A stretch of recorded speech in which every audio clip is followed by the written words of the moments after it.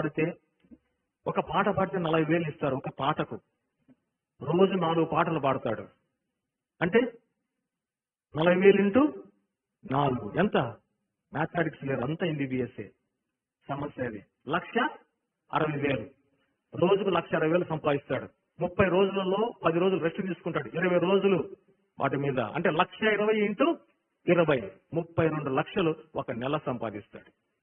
58 సంవత్సరాలు సంపాదించాడు అట్లా. అంత మాత్రమే కాదు, ప్రపంచంలోని దేశాలన్నీ ఆయన ఆహ్వానిస్తాయి. రా మా దేశానికి వచ్చి పాటలు పాడని కచేరీలు పెడతాయి. ఎంత ఆయన సంపాదించిన డబ్బు ఆయనకు తెలియదు, ఏ బ్యాంకులు ఎంతుందో ఆడిటర్కు తప్ప. 58 సంవత్సరాల ద్వారా కోట్ల సంపాదన సంపాదించినాడు. కరోనా వచ్చింది, సెకండ్ వేవ్.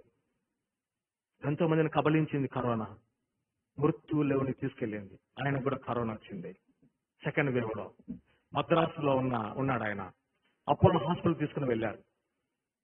డబ్బులు ఉన్నాయి కదా, డాక్టర్లు ఎంతగానో పరీక్షించినారు, వాళ్ళ చేత కాలే. ఆయన అడిగినాడు కదా, ప్రపంచంలో వాళ్ళందరినీ అడగండి నేను. డబ్బులు పంపించినారు, ప్రపంచంలోని వైద్య శాస్త్రాన్ని తలుపు తట్టినాడు ఆయన. అక్కడున్న పెద్ద పెద్ద డాక్టర్స్ ఈ మందు వాడండి, ఈ మెడిసిన్ వాడండి అన్నారు. ఫోన్ చేసి వాట్సాప్ మెసేజ్ లో డబ్బులు తీసుకొని అన్ని వాడినారు. చనిపోయినాడు.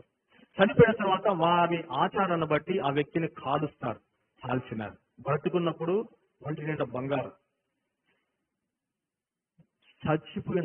చనిపోయినప్పుడు ఆయనను కాల్చినప్పుడు చూస్తే 1 గ్రామ్ బంగారు లేదు. తల్లి కడుపు నుండి దిగంబరంగా వస్తాం, ఒట్టి చేతులతో వస్తాం, అట్టనే వెళ్ళిపోతాం, ఏమి రావు.